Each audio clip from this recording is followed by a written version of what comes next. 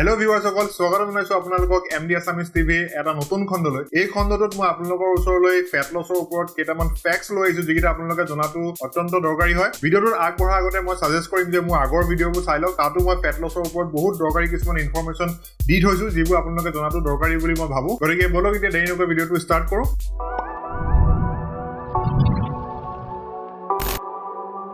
সকলোকে প্ৰথম কথাটো হৈছে যে যেতিয়া আমি কিবা এটা বস্তু খাম তেতিয়া আমাৰ দেহত ইনসুলিন সিক্ৰেট হয় আৰু ইনসুলিনৰ কামটো হৈছে কি যিবোৰ গ্লুকোজ সৃষ্টি হৈছে সেই গ্লুকোজবোৰ ব্লাডৰ যোগেদি শৰীৰৰ বিভিন্ন অংশলৈ লৈ যোৱা গতিকে ইনসুলিনটো এটা এনাবলিক হৰমন যেতিয়া মই এনাবলিক হৰমন বুলি কম তেতিয়া আপোনালোকে এই ধৰণে বুজিব যে এনাবলিক হৰমনবোৰৰ বাবে আমাৰ গ্ৰোথ হয়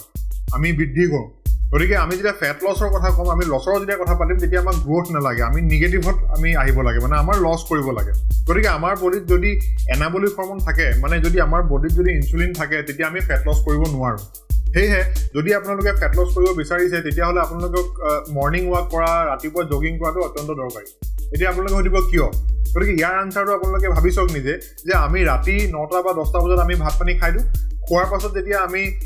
হুই থাকো তেতিয়া সেই খোৱা বস্তুবোৰ ডাইজেষ্ট হ'বলৈ 2-3 ঘণ্টা সময় লাগে আৰু মই আপোনালোকক আগতে কৈছো যে যেতিয়া আমি খাওঁ তাৰ পাছত ইনসুলিন সিক্ৰেট হ'ব গতিকে 3-4 ঘণ্টাৰ পাছত ইনসুলিন সিক্ৰেট হ'ব খোৱাৰ পাছত যিবোৰ গ্লুকোজ সৃষ্টি হ'ল সেইবোৰ শৰীৰৰ বিভিন্ন অংশলৈ লৈ যাব আৰু ব্লাডৰ যেতিয়া গ্লুকোজ লেভেলটো কমি আহিব তেতিয়া ইনসুলিনটো বডিত কমি আহিব সেইকাৰণে ৰাতিপুৱা হুই উঠালৈকে আপোনাৰ কি হ'ব বডিত ইনসুলিন লেভেলটো কমি যাব আৰু মই এতিয়া আপোনালোকক ক'লো যে যদি ইনসুলিন লেভেলটো কম থাকে তেতিয়াহে আপোনাৰ ফেট লছ হ'ব সেয়ে যদি ফেট লছ কৰিব বিচাৰিছে আপোনালোকে ৰাতিপুৱা উঠি খোজ কাঢ়ক দৌৰক সেইবোৰ এক্টিভিটি কৰক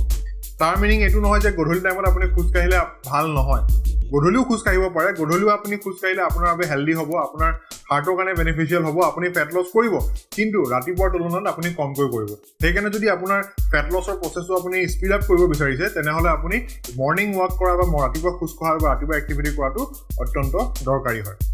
সেকেন্ড ইম্পৰ্টেন্ট কথাটো হৈছে যে যদি আমি জানো যে ইনসুলিন যদি আমাৰ বডিত থাকে আমাৰ ফেট লছ হৰমনটো সিক্ৰেট নহয় গতিকে আপুনি এটা নিজে ভাবি চাওক যদি আমি ইনসুলিনটো কন্ট্ৰোল কৰি ৰাখিব পাৰো তেনেহ'লে আমি ফেট লছ কৰিব পাৰিম কিন্তু আমাৰ বডিত ইনসুলিনটো আহে কেলে আমি খোৱাৰ বাবে আৰু খাওঁ কেলে আমি ভোক লগাৰ বাবে গতিকে আপোনালোকে বুজিব লাগিব যে ভোক লগা কি প্ৰচেছৰ পৰা আপুনি কম কৰিব পাৰে বা আপোনাৰ বডিত আপুনি ইনসুলিনটো কেনেকৈ কমাব পাৰে গতিকে ইনসুলিন লেভেলটো কন্ট্ৰোল কৰিবৰ বাবে আপোনালোকে কি কৰিব পাৰে ইন্টাৰমিডিয়েট ফাষ্টিং কৰিব পাৰে ইন্টাৰমিডিয়েট ফাষ্টিং মানে কি আপোনালোকে মানে গ্যাপ লৈ খোৱা কন্টিনিউয়াসলি আপোনালোকে ৰাতিপুৱাৰ পৰা গধূলিলৈকে যদি সৰু সৰু মিল খাই থাকে এবাৰ ৰাতিপুৱা ভাত খালে তাৰপিছত চাহ খালে তাৰপাছত আকৌ কল এটা খালে তাৰপিছত আকৌ কিবা এটা খালে তেনেকৈ খোৱাৰ কাৰণে কি হয় আপোনাৰ বডিত ইনসুলিন লেভেলটো অলপ হলেও বাঢ়ি থাকে মানে ওলাই থাকে যাৰ কাৰণে নেকি আপোনাৰ ফেট লছ হৰমনটো বডিত সিক্ৰেট নহয় আৰু হেহে আপুনি ফেট লছ কৰা প্ৰচেছটো স্লো ডাউন হৈ যায় গতিকে আপুনি যদি ইন্টাৰমিডিয়েট ফাষ্টিং কৰে মানে কি কৰিব আপুনি দিনটো এটা ভাগত খাব তাৰ পাছত আপুনি এটা ভাগ ফাষ্টিং কৰিব নাখাব ধৰি লওক আপুনি ৰাতিপুৱা বোলে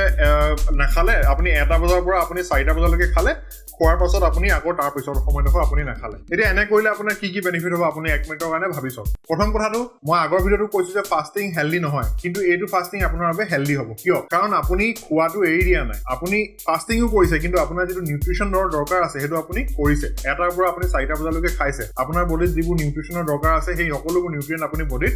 দিছে গতিকে আপোনাৰ বাবে এইটো হানিকাৰক নহয় সেকেন্ড আপুনি যেতিয়া ফাষ্টিং কৰিলে এটা লং টাইমৰ কাৰণে আপুনি 1টাৰ পৰা 4টা লৈকে আপুনি খালে তাৰ পাছত আপুনি ফাষ্টিংত আছে গতিকে সেই ফাষ্টিংৰ সময়ত আপোনাৰ বডিত কি হ'ব ইনসুলিনটো কম গৈ থাকিব কিয় কাৰণ আপুনি খোৱা নাই আপোনাৰ বডিত ইনসুলিন সিক্ৰেট নহয় আৰু মই এতিয়াও কৈছো যেনে ধৰণে যে ইনসুলিন যেতিয়া কমিব তেতিয়া আপোনাৰ ফেট লছ হৰমনৰ সিক্ৰেচনটো বাঢ়িব যাৰ ফলত আপোনাৰ ফেট লছ হ'ব গতিকে আপুনি ইনসুলিনটো যদি কন্ট্ৰোল কৰি এই ধৰণে ৰাখে তেতিয়া আপোনাৰ কি হ'ব ফেট লছৰ প্ৰচেছটো বাঢ়িব আৰু আপোনাৰ শৰীৰৰ কোনো হানি নহয় কিয়নো আপুনি খোৱাটো কমাই দিয়া নাই আপুনি নিউট্ৰিচনটো বডিত দি আছে গতিকে আশা কৰিছো যে এই দুটা কথা আপোনালোকৰ বাবে হেল্পফুল হ'ব আৰু আপুনি এইকেইটা ইউজ কৰি আপোনাৰ ফেট লছৰ প্ৰচেছটো আগবঢ়াই নিব পাৰিব আৰু ফাষ্টাৰ কৰিব পাৰিব যদি ভিডিঅ'টো চাই ভাল পালে তেনেহ'লে ভিডিঅ'টো লাইক কৰক আৰু ভিডিঅ'টো শ্বেয়াৰ কৰক আৰু লগতে আমাৰ চেনেলটো সাবস্ক্ৰাইব কৰি লওক আৰু বেল আইকনটো প্ৰেছ কৰি দিয়ক যাতে আহিবলগীয়া সকলো ভিডিঅ'ৰ নটিফিকেশ্যন পাই থাকে আজিলৈ ইমান এটা সামৰিছো আকৌ লগ পাম এটা নতুন ভিডিঅ'ত এটা নতুন টপিকৰ সৈতে বাই বাই